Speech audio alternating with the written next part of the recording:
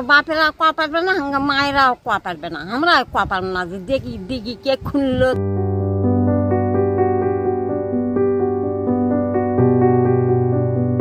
জয়পুরহাট শহর থেকে ১৯ কিলোমিটার দূরে কালাই উপজেলার নান্দাইল গ্রামে অবস্থিত নান্দাইল দিঘি। এটি জয়পুরহাট জেলার সবচেয়ে বড় দিঘি। এই দিঘির আয়তন প্রায় ১০০ একর অর্থাৎ ৩০০ বিঘা। এর মধ্যে জলকর আছে প্রায় ১৮০ বিঘা। দিঘিটির চারিদিকে গাছ দিয়ে ঘেরা। আমাকে বাপেরা আমল তা চলো বাবা, সকল বড় বড় পাহাড় আসলো, আমরা দেখতে আইসুন, হাঙ্গে বাপেরা আসলো, হাঙ্গে বাপেরা কোয়া পারবে না, হাঙ্গে মায়েরাও কোয়া পারবে না, আমরা কোয়া পারব না যে দেখি দেখি কে খুললো কে কি করলো না করলো, আমরা কোয়া পারবো। আমরা নান্দাইল দিঘি দেখেছি আগে, মানে ঢালু সিস্টেম, এই পার থেকে ওই পার পর্যন্ত এমনি দৌড়ে ওঠা যাচ্ছিল, কিন্তু এখন আর অতটুকু নাই, পার সব কাটে কুটে সব শেষ করে ফেল দিছে, এখন দেখার মতো খালি দিঘিটাই আছে। স্থানীয় লোকজন জানান ৫০ বছর আগেও ঐতিহাসিক এই দিঘিটি ছিল ঝাউ জঙ্গলে ঘেরা। দিঘির পাড়ে ছিল উঁচু উঁচু টিলা, মাঝে মাঝে জঙ্গলে দেখা মিলত হিংস্র বন্যপ্রাণীর। বিষধর নানান সাপের বিচরণও ছিল এখানে। তবে এখন টিলা ও গাছ কেটে দিঘির পাড়ে গড়ে উঠেছে লোকালয়, জনবসতি সহ নানা স্থাপনা। আমার দাদিরা বলছে যে দিঘিটা এক রাতে খনন করেছে, তো ওনারাও জানে না যে কে করেছে। বলছে যে নন্দরাজ নামের এক রাজা ছিল, সে রাজা নাকি খনন করেছে। কথিত আছে দিঘিটি ১৬১০ সালে নন্দলাল গ্রামের একজন রাজা খনন করান। তার নাম অনুসারে এটি নান্দাইল দিঘি নামে পরিচিত। স্থানীয় প্রবীণদের কথা অনুযায়ী প্রজাদের পানির কষ্ট লাঘবে রানীর ইচ্ছা অনুযায়ী কয়েক হাজার শ্রমিক লাগিয়ে এক রাতে দিঘিটি খনন করান রাজা নন্দলাল।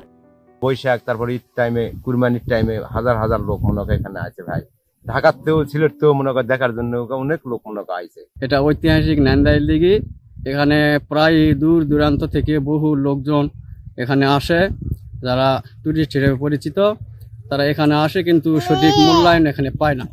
এখানে ভালো বসার কোনো ব্যবস্থা নেই, তারপরে খাবার দাবারের কোনো ব্যবস্থা নেই। ঐতিহাসিক এই নান্দাইল দিঘি প্রাকৃতিক সৌন্দর্য ও মনোরম পরিবেশের কারণে বর্তমানে পিকনিক স্পট হিসেবে ব্যাপক পরিচিত। পৌরাণিক কাহিনী বা কোনো কল্পকাহিনী জানি যেটা রাজা নন্দলাল নামে একজন ছিল, এটা অলৌকিকভাবে এই পুকুর বা এই দিঘিটা খনন করা হয়েছে, এগুলো আমরা পুরোনো আমলে শুনে আসছি। যাই হোক, এখন বাস্তবতা হলে এখন দিঘিটা আছে, বিশাল বড় একটা দিঘি, দুপাশে মনোরম গাছপালা, হরেক রকম পাখি টাকি আছে, মানে প্রকৃতির একেবারে কাছাকাছি যেতে হলে আমার মনে হয় এখানে আসার দরকার। তাই আমি আমার বাচ্চাদের নিয়ে আসছি।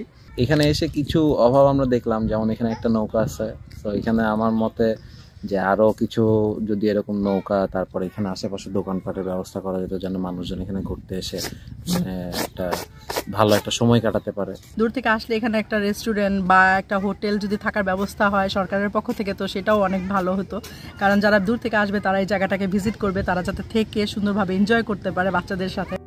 বর্তমানে ঐতিহাসিক এই দিঘির দেখভাল করে জয়পুরহাট জেলা প্রশাসন। পর্যটক দর্শনার্থীর সংখ্যা বেড়ে যাওয়ায় দিঘিতে বেশ কিছু উন্নয়ন কাজ করেছে উপজেলা পরিষদ। দিঘিতে নির্মাণ করা হয়েছে শান বাঁধানো ঘাট, করা হয়েছে রাস্তা ও ওয়াকওয়ে। দিঘির সৌন্দর্য উপভোগের জন্য রয়েছে ইঞ্জিন চালিত নৌকা। ঐতিহাসিক নান্দাইল দিঘি আমাদের কালাইয়ের খুবই একটি জনপ্রিয় পর্যটন স্থান। বিভিন্ন জায়গায় থেকে আমাদের এখানে প্রতিদিন প্রচুর কিন্তু দর্শনার্থী আসে।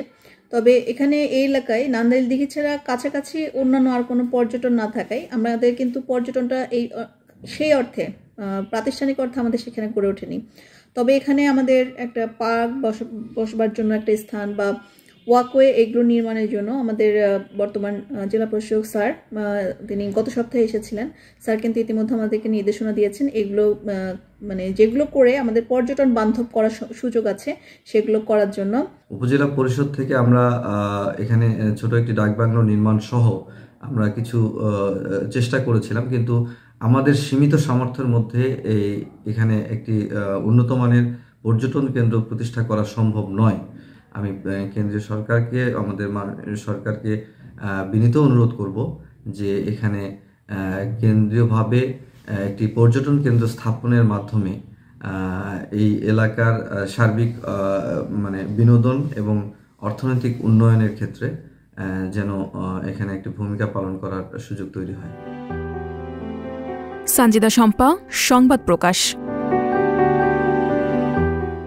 সংবাদ, ফিচার ও অনুষ্ঠানের জন্য ভিজিট করুন সংবাদ প্রকাশের ওয়েবসাইট এবং যুক্ত থাকুন ফেসবুক পেজ ও ইউটিউব চ্যানেলের সঙ্গে।